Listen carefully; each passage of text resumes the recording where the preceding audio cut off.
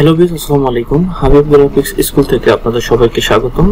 আবারও আপনাদের মাঝে আরো একটি নতুন ইন্টারেস্টিং ভিডিও নিয়ে চলে আসছি। আজকের ভিডিওতে দেখাবো আপনারা কিভাবে ভিজিডির অ্যাপ্লিকেশন করবেন। ভিজিডি কার্ডের জন্য আপনারা যারা এখনো অ্যাপ্লিকেশন করেন নাই তারা কিভাবে খুব সহজে ভিজিডি কার্ডের জন্য অ্যাপ্লিকেশন করবেন। বেশ দীর্ঘদিন যাবত আমি ভিডিও আপলোড করতে পারি নাই চ্যানেলে, একটু ব্যস্ততার কারণে। যাই হোক, এখন থেকে কন্টিনিউ ভিডিও আপলোড করব। আশা করি আমার চ্যানেলের সাথে থাকবেন এবং চ্যানেলটি সাবস্ক্রাইব করে পাশে থাকা বেল আইকনটি ক্লিক করে দিবেন, যাতে করে প্রত্যেকটা ভিডিও আপলোড করার সঙ্গে সঙ্গে আপনাদের কাছে চলে যায়। চলুন দেখে আসি যে ভিজিডি আবেদন কিভাবে আমরা করব। বেশ কিছুদিন যাবত ভিজিডির আবেদন চলতেছে, কিন্তু সার্ভার সমস্যার জন্য অনেকে আবেদন করতে পারছেন বা অনেকে করতে পারেন নাই। আবার অনেকে ফর্ম ডাউনলোড করতে পারছেন, আবার অনেকে আবেদন ফর্ম ডাউনলোড করতে পারেন নাই। আজকের একটি ভিডিওতে A to Z আলোচনা করব। চলুন যে কোনো একটি ইন্টারনেট ব্রাউজার আমরা ওপেন করে নিব। আমরা দেখতে পাচ্ছেন আমরা ক্রোম ব্রাউজারটি ওপেন করে নিচ্ছি। দেখতে পাচ্ছেন আপনারা আপনাদের হাতে থাকা স্মার্টফোন অথবা ল্যাপটপ বা কম্পিউটার থেকেও আপনারা সেম উপায়ে আপনারা কিন্তু ভিজিডির আবেদন করতে পারেন, অথবা আপনাদের নিজ ইউনিয়ন পরিষদে গিয়েও কিন্তু আপনারা ভিজিডি কার্ডের জন্য আবেদন করতে পারেন। যাই হোক, আমরা এখানে ক্রোম ব্রাউজারটি ওপেন করলাম। ক্রোম ব্রাউজারটি ওপেন করার পরে এখানে লিখব ভিজিডি, লিখে আমরা এন্টার ক্লিক করব। দেখতে পাচ্ছেন যে প্রথম যে ওয়েবসাইটটি ভিডব্লিউবি এর যে প্রথম ওয়েবসাইটটি, আমরা প্রথম ওয়েবসাইটটির উপরে ক্লিক করব। জাস্ট আমরা একটা ক্লিক করলাম। ক্লিক করার পরে দেখতে পাচ্ছেন যে মহিলা ও শিশু বিষয়ক মন্ত্রণালয়। এখানে দেখতে পাচ্ছেন যে লগইন পেজে ফিরে যান এবং দেখতে পাচ্ছেন উপকারভোগীর আবেদন পত্র 2025-26 দেখতে পাচ্ছেন। আর যদি আপনাদের সহায়তা প্রয়োজন হয়, সহায়তার জন্য এখানে ক্লিক করবেন। জাস্ট আমরা এখন চাচ্ছি যে একটা আবেদন করব, নিউ আবেদন 2025-26 অর্থ বছরের। তাহলে আমরা জাস্ট উপকারভোগীর আবেদন পত্র 25-26 এখানে আমরা জাস্ট ক্লিক করব। দেখতে পাচ্ছেন ক্লিক করার পরে জাস্ট এখানে আপনাদের আছে দেখতে পাচ্ছেন একটি ইন্টারফেস ওপেন হয়ে গেছে। আপনাদের ব্যক্তিগত নাম্বার যার নামে ভিজিডি অ্যাপ্লিকেশন হবে, তার আগে আমি একটু নিয়মটি বলে দিচ্ছি। আপনারা 20 বছর থেকে আপনাদের 50 বছরের মধ্যে, মহিলাদের 20 বছর থেকে 50 বছরের মধ্যে হতে হবে, তাহলে আপনারা এই কার্ডের জন্য প্রযোজ্য। যাই হোক, এখান থেকে আমাদের দেখতে পাচ্ছেন তার নামে ফিঙ্গারপ্রিন্টের সিম আছে কিনা। যদি সিম থাকে ভাতাভোগী হবে, ভাতাভোগীর নামে সিম আছে কিনা জাস্ট সিম নাম্বারটি এখানে আপনি উল্লেখ করে দিবেন। দেখতে পাচ্ছেন আমি একটি সিম নাম্বার উল্লেখ করে দিলাম। উল্লেখ করে দেওয়ার পরে এখান থেকে জাস্ট দিবেন যে তার আইডি নাম্বারটি, ন্যাশনাল আইডি কার্ড নাম্বারটি, যেটা স্মার্ট কার্ড নাম্বার। দেখতে পাচ্ছেন স্মার্ট কার্ড নাম্বারটি আমি এখানে তুলে দিলাম। তারপরে এখানে দিবেন তার আবেদনকারীর জন্ম তারিখ, আবেদনকারীর জন্ম তারিখ কত তারিখে, বয়স, মাস এবং ইয়ার, এটা আপনি সিলেকশন করুন। এখান থেকে আমি আবেদনকারীর মাসটা দিয়ে দিলাম এবং ডেটটাও দিয়ে দিলাম। দেওয়ার পরে সবকিছু ওকে। তারপরে আপনার কোন ইউনিয়ন পরিষদে আপনার স্মার্ট কার্ডটি ইউনিয়ন পরিষদের আন্ডারে আছে সেই ইউনিয়নটি সিলেকশন করবেন। তার আগে আপনাদের বিভাগটি সিলেকশন করতে হবে। আপনি যে বিভাগে আছেন ওই বিভাগটি সিলেকশন করতে হবে। যখন বরিশালে, তারপরে জেলা কোনটি, জেলাটি আপনাদের সিলেকশন করতে হবে। তারপরে দেখতে পাচ্ছেন উপজেলা, আপনাদের যে উপজেলা আছে ওই উপজেলাগুলো আপনারা সিলেকশন করবেন। তারপরে ইউনিয়ন, আপনারা ইউনিয়নটি সিলেকশন করে দিলাম। ইউনিয়নটি সিলেকশন করে দেওয়ার পরে আপনাদের নিজ নিজ ইউনিয়ন সিলেকশন করবেন, অন্য ইউনিয়ন সিলেকশন করবেন না, তাইলে কিন্তু আপনাদের ভাতা যদিও হয় তারপরে কিন্তু আপনাদের ভাতা কেটে যাবে, হবে না। জাস্ট আপনাদের নিজ নিজ ইউনিয়নটি সিলেকশন করবেন এবং নির্ভুলভাবে এন্ট্রি করবেন। এন্ট্রিতে যেন কোনোভাবে ভুল না হয়, একবারে নয়, আপনি বারবার দেখে নেবেন এন্ট্রিগুলো বারবার দেখে নিলে হয় কি নির্ভুলভাবে আবেদনটি হয়ে যাবে। জাস্ট আমি যেভাবে করতেছি আমার ভিডিওটি A to Z দেখলে আপনারা বুঝতে পারবেন যে নির্ভুলভাবে আবেদনটি কিভাবে সাবমিট করতে হয়। দেখতে পাচ্ছেন আমি আবারও একটু এক্সপ্লেন করি আপনাদের সাথে। আপনার ব্যক্তিগত নাম্বার, যে ভাতাভোগী হবে তার ব্যক্তিগত নাম্বার এবং আবেদনকারীর যোগাযোগ নাম্বার দেখতে পাচ্ছেন এখানে আবেদনকারীর যোগাযোগ নাম্বার। যদি আপনি এখানে যদি না দেন তাহলে এখানে একটা গার্ডিয়ানের নাম্বার দিতে হবে এবং আবেদনকারীর নাম্বার দিতে হবে। এখানে দুইটা নাম্বার দিতে হবে যদি না দেন। যদি আছে দেন তাহলে একটি নাম্বার দিলেই হবে আবেদনকারী। তারপরে এখানে ন্যাশনাল আইডি কার্ড জাতীয় পরিচয়পত্র নাম্বারটি তুলে দিবেন। তারপরে এখানে ডেট অফ বার্থটা দিয়ে দিবেন। এখানে আপনার যোগাযোগ তথ্য বা বর্তমান ঠিকানা দিয়ে দিবেন। দেওয়ার পরে এখানে জমা দিন অপশনে ক্লিক করবেন। এখানে আপনাদের যে ফোন নাম্বারটি দিয়েছেন ওই ফোন নাম্বারটি একটি ওটিপি চলে যাবে 4 সংখ্যার, দেখতে পাচ্ছেন এলবির পাশে আমার একটি ওটিপি অলরেডি চলে আসছে। আমি ওটিপি নাম্বারটি এখানে টাইপ করে দিলাম।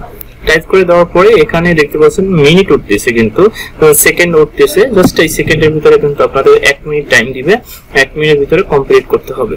যাই হোক, এখানে আমি ওটিপি জমা দিই, এখানে জমা দিলাম। ওটিপি জমা দেওয়ার সঙ্গে সঙ্গে দেখতে পাচ্ছেন কিন্তু আমার কিন্তু ছবি সহকারে সবকিছু A to Z ডিটেইলস চলে আসছে। এখানে দেখতে পাচ্ছেন ব্যক্তিগত তথ্য, জাতীয় পরিচয়পত্র নাম্বারটি চলে আসছে, জন্ম তারিখ চলে আসছে, আবেদনকারীর নাম ইংরেজিতে চলে আসছে এবং আবেদনকারীর নাম বাংলায় অটোমেটিক ডিটেক্ট করছে। পিতামাতার নাম অটোমেটিক ডিটেক্ট করছে। তারপরে এখানে যেটা আপনাদের প্রয়োজন হবে বাধ্যতামূলক, সেটা স্বামী অথবা অভিভাবক। যদি স্বামী থাকে স্বামী দিবেন, অথবা অভিভাবক থাকলে অভিভাবক দিবেন।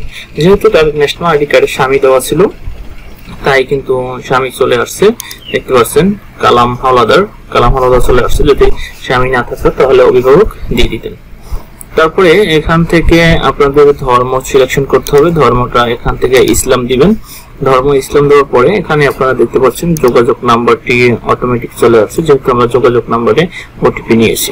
যাই হোক, যদি এখানে যে ধর্ম ওই ধর্মগুলো সিলেকশন করে দিবেন। তারপরে এখানে যোগাযোগের তথ্য, আমরা যোগাযোগের তথ্যের ক্ষেত্রে আমরা আপনাদের যে বিভাগ জেলা ওগুলো আপনারা সিলেকশন করবেন। তারপরে আপনাদের ওয়ার্ড সিলেকশন করবেন, সে কোন ওয়ার্ডের সেই ওয়ার্ডটি সিলেকশন করলেন। ওয়ার্ড সিলেকশন করার পরে তারপরে এখানে আপনাদের দিবেন যেটা হলো পোস্ট অফিস।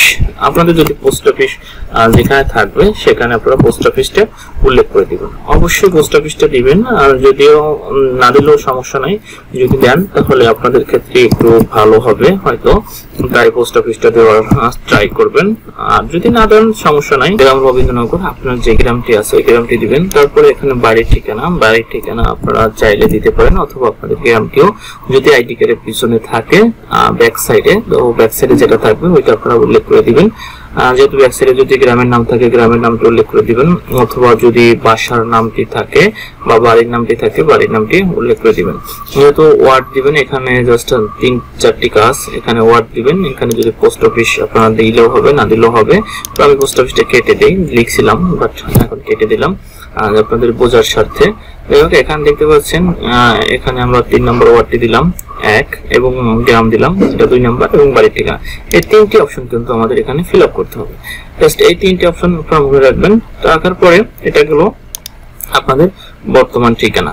এখন আমরা যদি বর্তমান ঠিকানার পাশাপাশি যদি আমরা স্থায়ী ঠিকানাটা পূরণ করি, যে আমরা স্থায়ী ঠিকানা দেখতে পাচ্ছেন এখানে আমরা যদি একটু দেখাই, এখানে দেখতে পাচ্ছেন আমাদের স্থায়ী ঠিকানা বর্তমান ঠিকানা একই।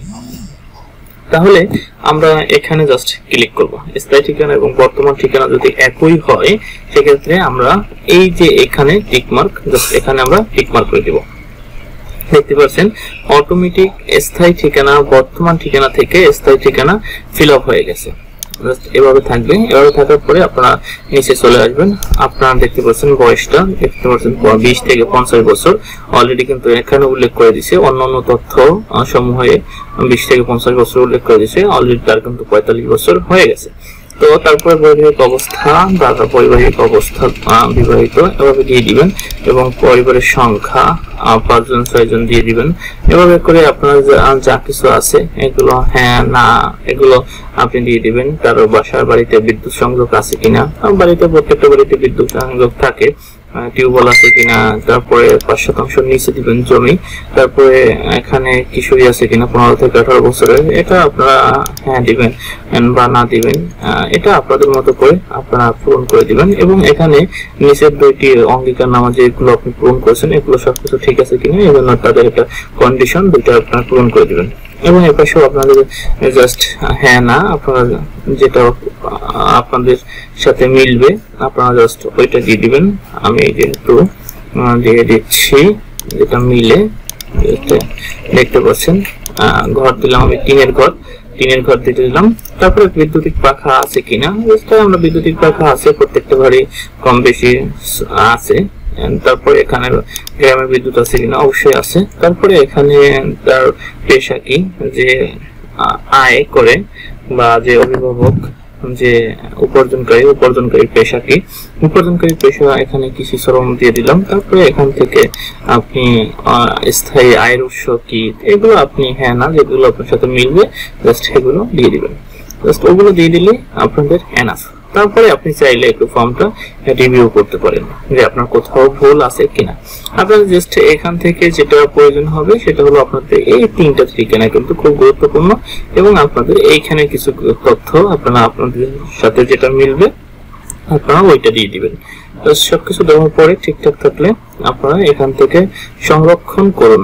আপনারা জাস্ট এখান থেকে সংরক্ষণ বাটনে ক্লিক করবেন। দেখতে পাচ্ছেন আমি সংরক্ষণ করার সঙ্গে সঙ্গে কিন্তু আপনারা এতদিন কিন্তু সার্ভার সমস্যার কারণে সংরক্ষণ হয় নাই, ওটিপি আসে না, বিভিন্ন ইস্যু হয়েছিল। তবে এখন কিন্তু খুব সহজেই কিন্তু অভিনন্দন লেখা আসছে, সংরক্ষণ করা হয়েছে, এবং 2025-26 ছাত্রের জন্য আপনার তথ্য সংরক্ষণ প্রক্রিয়া সম্পন্ন হয়েছে। আবেদনকৃত ফর্ম প্রিন্ট করুন এবং ফিরে যান। যেহেতু আমি আবেদন ফর্মটি বের করব, আবেদন ফর্মটি বের করার জন্য জাস্ট আমরা আবেদনকৃত ফর্ম প্রিন্ট করুন এখানে আমরা ক্লিক করব। দেখতে পাচ্ছেন আবেদন ফর্ম হয়ে গেছে, অ্যাপ্লিকেশন ইনফরমেশন। জাস্ট উপরে দেখতে পাচ্ছেন ডাউনলোড পিডিএফ, আমরা জাস্ট ডাউনলোড পিডিএফ এ ক্লিক করলাম। দেখতে পাচ্ছেন আমরা জাস্ট একটু সময় লাগবে। দেখতে পাচ্ছেন আমাদের কিন্তু ইয়াটা চলে আসছে, ডাউনলোড যে ম্যানেজারটি সেটি চলে আসছে। আমরা জাস্ট এখান থেকে দেখতে পাচ্ছেন স্টার্ট ডাউনলোড, আমরা স্টার্ট ডাউনলোড করে দিলাম। তারপরে কিন্তু এটা ডাউনলোড হয়ে গেছে। এখন যদি আমরা এটাকে ওপেন করি দেখি, আমাদের দেখতে পাচ্ছেন এটা আমাদের কিন্তু ফর্মটি চলে আসছে। রেফারেন্স নাম্বার, ব্যক্তিগত তথ্য, তারপরে যোগাযোগ তথ্য, স্থায়ী ঠিকানা, বর্তমান ঠিকানা এবং অন্যান্য তথ্য কিন্তু চলে আসছে। এই ছিল আজকের ভিডিও। যারা আমার ভিডিওটি দেখে এখনো যারা বুঝতে পারতেছেন না অবশ্যই আমাকে কমেন্ট করবেন, আর যদি আপনাদের কোথাও সমস্যা হয় সেটিও কমেন্ট করে জানাবেন, আমি আপনাদের সহযোগিতা করব। এবং যারা আমার চ্যানেলে এখনো সাবস্ক্রাইব করেন নাই আশা করি সাবস্ক্রাইব করে দিবেন এবং পাশে থাকা বেল আইকনটি ক্লিক করে অল করে দিবেন, যাতে করে এরকম প্রত্যেকটা ভিডিও আপনাদের নোটিফিকেশনে চলে যায় আমি ভিডিও আপলোড করার সঙ্গে সঙ্গে। আর যারা ফেসবুক পেজ থেকে দেখছেন ফেসবুক পেজে অবশ্যই লাইক ফলো করে ভিডিওটি বেশি বেশি করে শেয়ার করে দিন, যাতে করে আপনি উপকৃত হয়েছেন, আপনার বন্ধু বা ফ্রেন্ড সার্কেল যেন উপকৃত হতে পারে। এখন থেকে নিয়মিত এই ধরনের ভিডিও পাবেন, অবশ্যই চ্যানেলটি সাবস্ক্রাইব করে পাশে থাকবেন। সবাই ভালো থাকুন, সুস্থ থাকুন, আল্লাহ হাফেজ।